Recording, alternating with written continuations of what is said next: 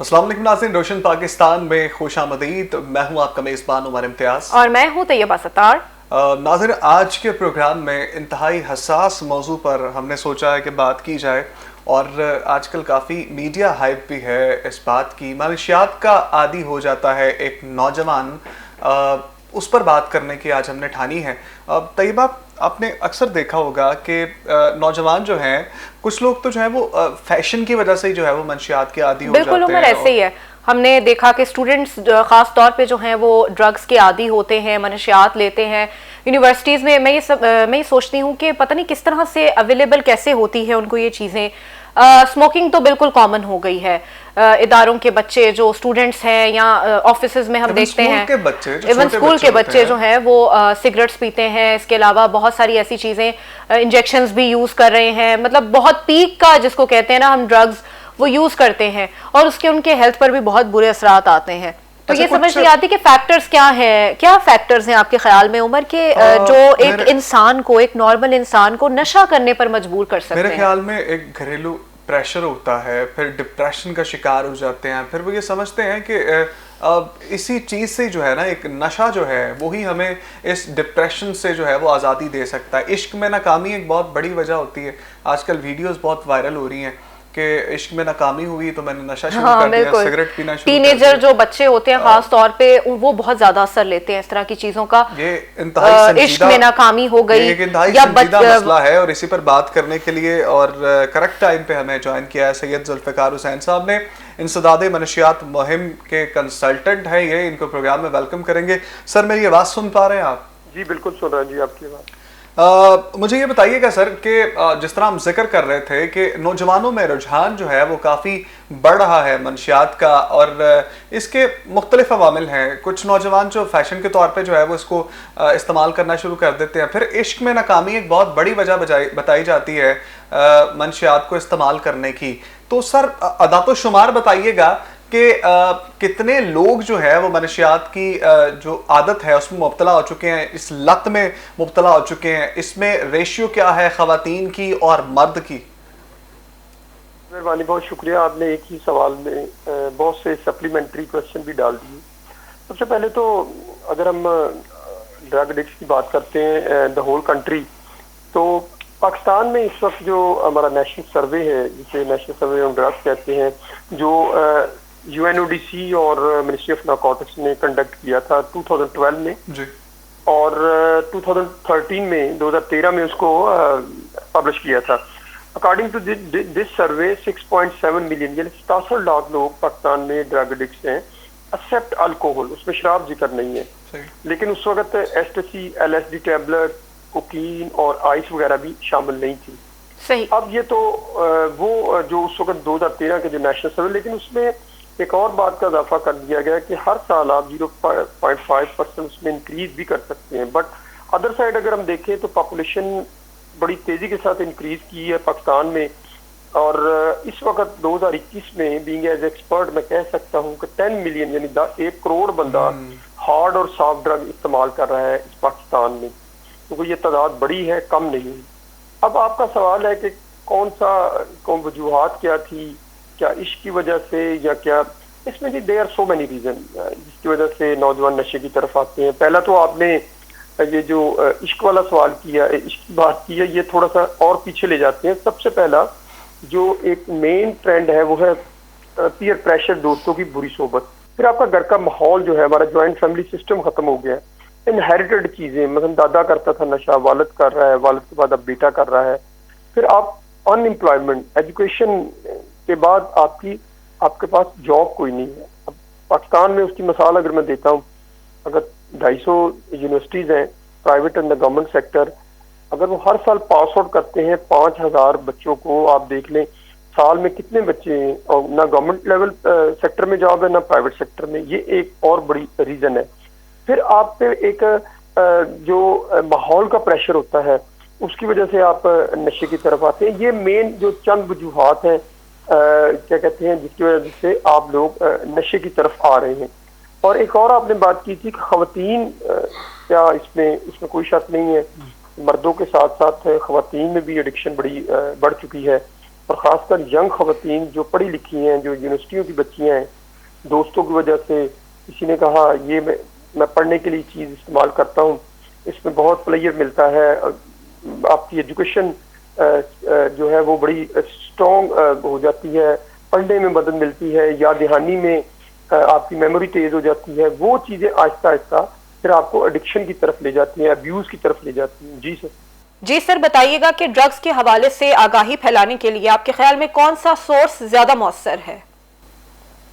बड़ा important question है। Drug के हवाले से आगाही के लिए जो इंटरनेशनल प्रिवेंशन के जो स्टैंडर्ड है ना, जो दुनिया में इस वक्त बताए जा रहे हैं, यानी उनके मेयार क्या है, उसमें सबसे पहला ये नहीं है कि वो कहते हैं जी वॉक कर लें और सेमिनार करके तो ख़त्म कर दें। अब इंटरनेशनल जो स्टैंडर्ड है वो बताते हैं कि पेरेंट की पेरेंटिंग स्किल पे ट्रेनिंग करवाई जाए, टीचर की टीचिंग स्किल पे ट्रेनिंग करवाई जाए, बच्चों को बेसिक लाइफ स्किल के बारे में तरबियत दी जाए, मीडिया को मीडिया के हवाले से कि वो स्केरी खबरें चीज़ें ना फैलाए, उसके बाद वर्क प्लेस प्रोग्राम है, ये बहुत सी चीज़ें, ये तकरीबन को 11 के करीब ये टॉपिक है जो जिनको कवर करना इंटरनेशनल जो स्टैंडर्ड है। और मैं ज़ाती तौर पर तकरीबन 5-6 साल से, क्योंकि मैं प्रिवेंशन स्पेशलिस्ट भी हूँ इसी फील्ड में, तो यही जो टूल्स हैं UNODC और इंटरनेशनल जो इदारे हैं उनके हम पाकिस्तान में भी हमने शुरू किए हुए हैं, और उस सिलसिले में काफ़ी जो आप कह सकते हैं अवेयरनेस के प्रोग्राम से बेनिफिट भी मिले हैं। कभी वालिदैन को पता ही नहीं होता था कि बच्चे किस तरह हमारे ड्रग यूज़ करते हैं। बच्चों को इस साइन के बारे में पेरेंट्स को बताया गया, पेरेंटिंग स्किल के बारे में, पेरेंट के रोल के बारे में तरबियत शुरू की गई, सही टीचर को टीचिंग स्किल के बारे में। और मैं आपको बताता चलूँ कि 2016 से लेके आज तक हमने तकरीबन कोई 3000 के करीब तालीमी इदारों में अवेयरनेस के प्रोग्राम किए, एक बार नहीं कई बार। और इंटरनेशनल जो स्टैंडर्ड है उसके मुताबिक हमने 17 तालीमी इदारों को पाकिस्तान में smoke and drug free campus का दर्जा दिया, और कई जो तालीमी इदारे हैं उनको तो 6-6 साल हो गए हैं, उनको तीसरी बार हमने एक्सटेंड किया है। और उसका बुनियादी मकसद यही है कि तालीमी इदारे के अंदर बच्चे जो वो नशा ना करें, और उसके अलावा टीचर को नॉन टीचिंग स्टाफ की ट्रेनिंग, सिक्योरिटी गार्ड की ट्रेनिंग, हॉस्टल में जो स्टाफ है उनकी ट्रेनिंग, ये सारे हमने प्रोग्राम शुरू किए। जुल्फिकार साहब, मुझे सर ये बताइएगा कि सर आपने बताया कि हम लोग जो है वो अवेयरनेस कैंपेन्स चला रहे हैं स्कूल्स में, टीचर्स को अवेयर कर रहे हैं, गार्ड्स को अवेयर कर रहे हैं, तो सर जो लोग बच्चों तक या टीचर्स तक या गार्ड्स तक जो है वो मंशियात को पहुंचाते हैं, आप इंसदाद मंशियात मुहिम चला रहे हैं, मुझे बताइएगा कि उन लोगों को किस तरह से पकड़ते हैं, या उन लोगों के खिलाफ क्या कार्रवाइयाँ की जाती हैं, और कितनी कार्रवाइयाँ अब तक की जा चुकी हैं, कितने लोगों को पकड़ा जा चुका है? देखिए, जो सप्लाई रिडक्शन एक अलहदा इशू है, डिमांड रिडक्शन एक अलहदा इशू है। तो मैं मोस्टली ज़्यादा डिमांड डायरेक्शन पे काम करता हूँ, लेकिन मेरा इंटरेक्शन जो होता होगा सप्लाई रिडक्शन पे, और मेरा तकरीबन जो हमारे CCP लाहौर है गुलाम महमूद डोगर साहब, उनके साथ इंटरेक्शन, जितने भी पुलिस के आला हुकाम है उनके साथ, दूसरे और फिर एंटी नारकोटिक्स फोर्स के जो पंजाब के हमारे रीजनल डायरेक्टर हैं ब्रिगेडियर राशिद मनास, उनसे और इदारों के साथ होता रहता है। तो मैं आपको ऑनेस्टली बात बताऊं कि जो काम इस वक्त law enforcement agency under cover कर रही है, बहुत सा काम कर रही है। पहले ये होता था कि ये ड्रग आती थी बाहर से, अब ड्रग जो बाहर से नहीं आ रही, ये हमारी लोकल जो मैन्युफैक्चरिंग वो शुरू हो गई है। मुख्तलिफ केमिकल की ड्रग बहुत ज्यादा आ गई मार्केट में, जिसकी वजह से ये ज्यादा पता नहीं चलता कि किस तरह कौन बना रहा है, कौन सेल कर रहा है। और दूसरी बड़ी बात ये है कि जो सप्लाई एंड चेन का जो एक सिलसिला है ना, एक बंदा 7वें नंबर पे बैठा है, और जो पहले नंबर वाला है वो दूसरे नंबर को दे रहा है, दूसरा तीसरे को, चौथा, और एंड कंज्यूमर जो है वो छोटी पुड़ियां भी बेच रहा है। यानी पूरी एक चेन बनी हुई है, वो चेन बनी है।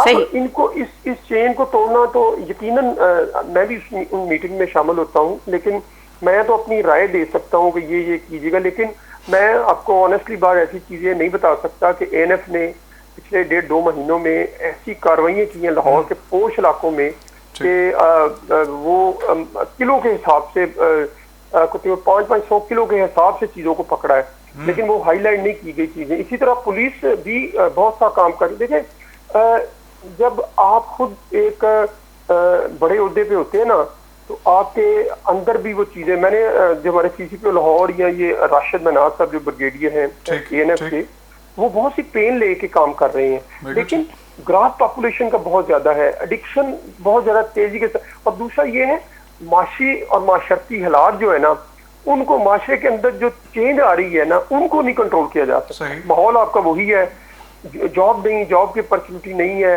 वसाइल कम है, मसाइल ज्यादा है, ट्रीटमेंट की सहूलत कोई नहीं है, जिसकी वजह से वो फिर सारा काम, मसलन मैं एक मिसाल आपको देना चाहता हूँ कि कोविड के बाद हमने लाहौर में जो बागों पार्कों सड़कों पे ड्रग एडिक्ट की अमवात होती है उन पे डाटा इकट्ठा करना शुरू किया। आप बिलीव करेंगे हर महीने लाहौर की सड़कों पे जो 120 मकामात हैं और जिसमें 30 से 40-35 हॉटस्पॉट मकामात हैं, वहाँ पे तकरीबन 40 से 45 डेड बॉडी मिलती हैं ओवरडोज की वजह से। सही। उनको बेनाम दफनाया जाता है, बगैर नाम के, किसी का आता नहीं, कोई किसी का पता नहीं, सिर्फ एफए की कॉपी और तस्वीर रखी जाती है। ये तो वो है जो मैं डाटा जो हमें मिलता है मुख्तलिफ ग्रेवयार्ड से, पुलिस से या दूसरे इदारों से जो इनको दफनाते हैं, या हमें इंफॉर्मेशन मिलती है। सेकंडली वो लोग जो घरों में मरते हैं। जुल्फिकार साहब, यहाँ पे एक सवाल ले लीजिए, कथा कलामी माफ, मुझे ये बताइएगा, आपने कहा जी चौक चौराहों पर जो है वो लोग बैठे होते हैं, नशा कर रहे होते हैं, 40-50 डेड बॉडीज मिलती हैं, तो क्यों ना पहले से ही कोई एक इस तरह का इकदाम कर लिया जाए। हमें तो पता है किस कोने पर, किस चौक पर जो है वो लोग बैठ के नशा कर रहे हैं, बिक भी रहा है, तो उन लोगों को पहले वहां से उठाकर रिहैब सेंटर में अगर ले जाया जाए और उनका इलाज पहले ही शुरू कर दिया जाए, अगर एक कीमती जान अगर हम इस तरीके से बचा लें, ना कि उस वक्त का इंतजार करें कि वो मरेगा तो उसको बेनाम तरीके से दफनाएंगे, इसके लिए किया जा रहा है कुछ? सर जी, जब आपके पास देखें दो चीजें हैं, जब आपके पास हॉस्पिटल ही नहीं है तो उनको कहाँ लेके जाएंगे, ये बता। आपके पास तो गवर्नमेंट लेवल पे हॉस्पिटल ही कोई नहीं है। हम तो शुरू से ये कोशिश कर रहे हैं गवर्नमेंट के साथ, क्योंकि मेरी एक सोच अपनी है, मैं नेगेटिविटी को कम पॉजिटिविटी को ज्यादा लेके आना चाहता हूँ। देखिए, इल्जाम लगाना, नेगेटिविटी फैलाना, दिस इज एब्सोल्युटली रॉन्ग।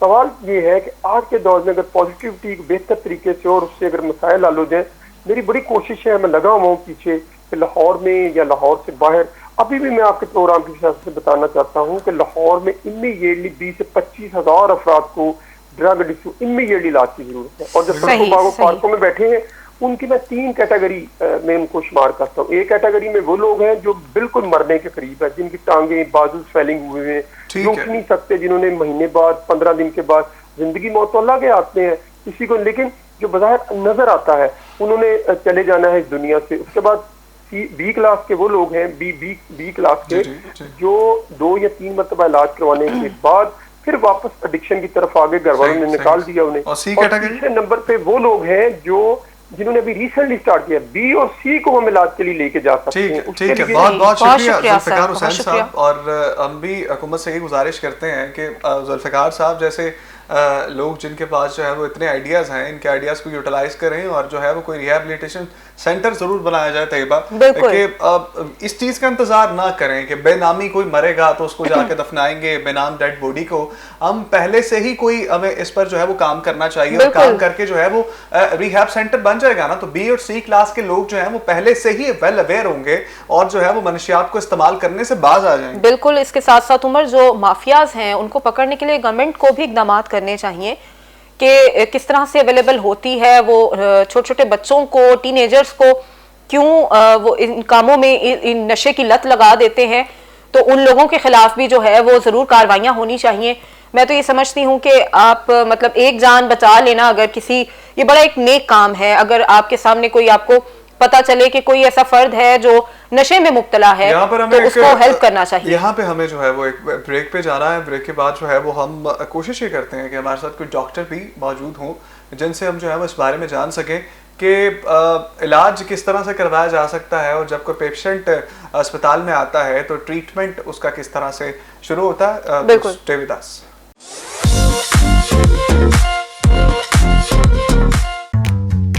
खाना देसी हो या कॉन्टिनेंटल,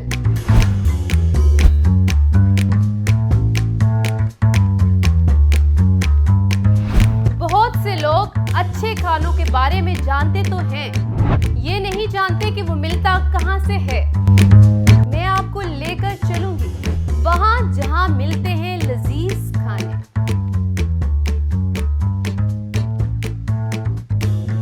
मेरे साथ रहिएगा और देखना मत भूलिएगा। फूड दरबार।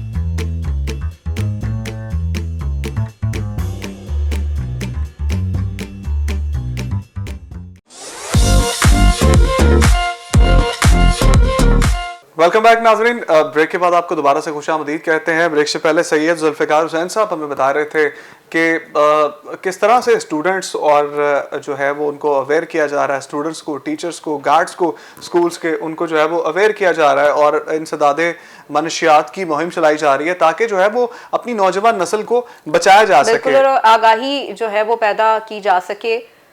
ब्रेक से पहले हमने आपसे एक ये भी वादा लिया था कि ब्रेक के बाद हम किसी डॉक्टर से भी जो है वो रब्ता करेंगे और उन महरक़ात पर बात करेंगे कि जब एक मरीज़ डॉक्टर के पास जाता है तो उसकी क्या हालत होती है, उसके ख़ानदान वालों की क्या हालत होती है। और इसी पर बात करने के लिए डॉक्टर शुएब ज़फ़र साहब ने हमें ज्वाइन किया है प्रोग्राम में। कंसल्टेंट साइकेट्रिस्ट हैं, मियां अस्पताल से इनका ताल्लुक है। डॉक्टर साहब आपको प्रोग्राम में वेलकम करेंगे। जी बहुत शुक्रिया। डॉक्टर साहब मुझे ये बताइएगा, जिस तरह से मैंने पहले ही सवालात का जिक्र कर दिया कि अवेयरनेस कैंपेन तो चल रही है, लेकिन मुझे ये बताइएगा कि जब एक मरीज अस्पताल में आ जाता है रिहैबिलिटेशन के लिए, तो ये बताइएगा कि क्या किन अवामिल को देखते हुए उसका इलाज किया जाता है और किस कंडीशन में जो है वो मरीज आपके पास आता है और फिर उसकी फैमिली पर इसके क्या असरात होते हैं। जी इसमें इस तरह है कि जब मरीज हमारे पास आता है तो उसके इलाज का प्रोसेस दो हिस्सों में हम उसे तकसीम करते हैं। पहले हिस्से में उसे कहते हैं डिटॉक्सिफिकेशन जी, कि उसके जिस्म में जो ड्रग्स या इस तरह के मादे होते हैं उनके जो असरात होते हैं उनको ख़त्म जब वो करते हैं तो उससे मुख्तलिफ किस्म की अलामात आती हैं। उन अलामात का इलाज किया जाता है जिसे डिटॉक्सिफिकेशन कहते हैं। आमतौर पर अलामात बिल्कुल ठीक, किसी की नींद खराब हो जाती है, किसी को गुस्सा आता है, किसी उल्टियां लग जाती हैं, किसी को मोशन लग जाते हैं, नाक से पानी आने लग जाता है, चिड़चिड़ापन, गुस्सा, इस तरह की अलामात आती हैं। तो ये आम तौर पे 1 हफ्ते से 2 हफ्ते का प्रोसेस होता है और इसके बाद फिर जब ये सारे असरात कम हो जाते हैं या तकरीबन ख़त्म हो जाते हैं तो उसके बाद नेक्स्ट फेज में रिहैबिलिटेशन का प्रोसेस होता है।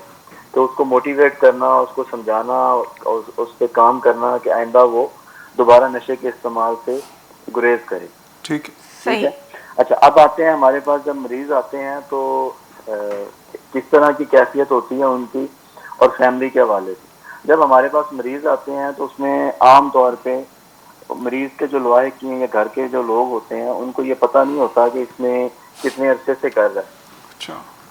तो कुछ मरीज तो मानते ही नहीं है कि मैं 4-5 किस्म का नशा कर रहा हूँ, तो फिर हमें उसके टेस्ट वगैरह करके पता करना पड़ता है कि इसमें किस किस तरह की ड्रग्स को इस्तेमाल किया हुआ है। ठीक है। अब इसके भी ना मुख्तलिफ स्टेजेस कहने होती हैं कि अगर किसी को कोई इस्तेमाल करता है तो कभी कभी इस्तेमाल करता है, रिक्रिएशनल यूजर होता है, और कभी ना भी करे तो उसको फर्क नहीं पड़ता।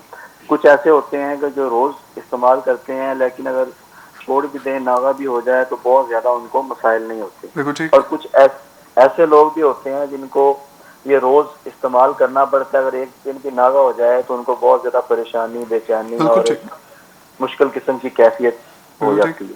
सही। डॉक्टर साहब ये बताइएगा कि जो लोग नशा करते हैं और फिर वो आपके पास आते हैं उनके लवाहिकीन इलाज के लिए, तो उनके क्या तासुरात होते हैं, उनकी फैमिलीज के क्या तासुरात होते हैं, किस अजियत से वो लोग गुजरते हैं? देखिए, जो जिस घर में एक इस तरह का फर्द पाया जाए, अब उसमें हमारा जो फैमिली स्ट्रक्चर है वो मुख्तलिफ किस्म का है। कुछ लोग बहुत ज़्यादा मजहबी होते हैं, उनको इस चीज़ तो होता है कि हमारे लिए एक बहुत बड़ा स्टिग्मा है कि हमारा बच्चा इस तरह की एक चीज़ में, एक बीमारी में मुब्तला हो गया। वो चाहते हैं किसी को पता ना चले और इसका इलाज हो जाए, लेकिन जब उन्हें पता चलता है कि एक ऐसी बीमारी है जो बार बार हो सकती है तो इससे वो लोग परेशान भी होते हैं। फिर ऐसा होता है कि ये लोग जो हैं इन्होंने बहुत ज़्यादा, मतलब हो सकता है माली नुकसान किया हो, किसी ने चोरी की हो, किसी ने कर्जा लिया हो, ठीक है, तो फाइनेंशियली भी ये लोग मतलब अपनी फैमिली पे बर्डन भी बन सकते होते हैं। तो जिन लोगों पे ये बर्डन बने होते हैं उनके लिए मसला होता है कि ये लोग अपनी फैमिली के बाकी लोगों को भी डिस्टर्ब कर रहे होते हैं। और एक हो सकता है पढ़ा लिखा बंदा हो और पढ़ा लिखा होने के बाद, मास्टर्स करने के बाद पता चला हो कि ये इस चीज़ में है और अब वो एक अच्छी ज़िंदगी नहीं गुजार पा रहा, तो उससे फैमिली और ज़्यादा परेशान होती है सही। कि हम इससे बहुत ज़्यादा उम्मीदें वाबस्ता की थी और अब ये देखें कि ये हमारी उम्मीदों के बरस चला गया है ना। ठीक है डॉक्टर साहब, मुझे ये बताइएगा, इलाज के दौरान जो है वो सुना ये गया है और बाकायदा इस पे डॉक्यूमेंट्रीज भी बनती हैं कि मरीज जो हैं वो इलाज के दौरान ही भाग जाते हैं और इलाज पूरा नहीं करवाते, तो फिर क्या सिचुएशन बन जाती है कि उनको जो है वो दोबारा से जब आते हैं इलाज के लिए तो फ्रॉम फर्स्ट स्टेज शुरू करना पड़ता है या वहीं से कुछ आगाज़ किया जाता है?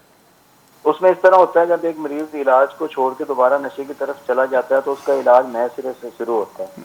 यहाँ पे मैं आपको ये चीज़ बताना चाहूँगा कि हम ना नशे को अगर एक बीमारी की समझें तो ये इस तरह की बीमारी है जिस तरह शुगर के बारे में आप जानते हैं कि शुगर एक बंदे को जब हो जाती है तो वो कभी ख़त्म नहीं होती, लेकिन दवाइयों से हम उसे कंट्रोल करते हैं। सही। मतलब एक बंदे को शुगर हुई तो हमने उसे दवाई दी, उसे कंट्रोल कर लिया और बाद में बता दिया वर्जिश करो, ये चीजें करो, खुराक की एहतियात करो, ठीक रहेगी। हो सकता है 6 महीने 7 महीने बाद बेएहतियाती हो और दोबारा शुगर बढ़ जाए, फिर हम इलाज करते हैं, फिर उसे कहते हैं इस तरह करें। जो नशा है ये भी इस तरह की बीमारी है कि एक दफा जब इसका इलाज कर देते हैं मरीज ठीक हो जाता है, लेकिन जब उसी सोसाइटी में वापस जाता है हो सकता है महीने 6 महीने साल बाद दोबारा एनवायरनमेंट खराब हो, स्ट्रेस में जाए, ठीक। तो दोबारा डॉक्टर शुएब ज़फ़र साहब आपका बहुत शुक्रिया। और डॉक्टर साहब भी यही बता रहे थे कि जब एक बार मरीज जो है वो इलाज छोड़ के चला जाता है तो फिर उसके बाद जो है वो दोबारा नए सिरे से जो है वो आगाज स्टेज फर्स्ट जो है उनको उसका जो है करना पड़ता है। तो हम अपने नादरीन से यही कहना चाहेंगे कि बाखुदा और वालिदैन से यही अपील करना चाहेंगे कि बाखुदा अपने बच्चों पर नज़र रखें और जो डिप्रेशन का शिकार है आपको पता लग जाता है पहले ही, ये वालिदैन जो है वो अपने बच्चे को बहुत अच्छे तरीके से जानते हैं, बहन भाई बहुत अच्छे तरीके से जानती हैं, तो घर से ही चेक एंड बैलेंस रखें। और जो बच्चे फैशन के तौर पे इसको यूज करते हैं, सिगरेट्स पी रहे हैं, इसके अलावा और बहुत सारे मुख्तलिफ किस्म के वो नशे कर रहे हैं, तो उनको भी सोचना चाहिए, अपनी फैमिली के बारे में सोचना चाहिए। खुदारा इसको रोकिए। और मंशियात की आदत एक बहुत बुरी लत है और अगर इसमें कोई बच्चा आपका पड़ जाएगा तो उसका करियर खराब हो सकता है और उसको जो है वो जिंदगी तबाह हो सकती है। तो अपने बच्चों को रोकिए और बच्चा जब स्कूल जाता है इस पर चेक एंड बैलेंस रखिए। तो इसी के साथ ही रोशन पाकिस्तान में इसी तरह के जो है वो सोशल और पब्लिक इशूज लेकर आपकी खिदमत में हाजिर होते रहेंगे। मुझे और तैयबा सत्तार को इजाजत दीजिए। अल्लाह हाफिज। अल्लाह ने के बाद।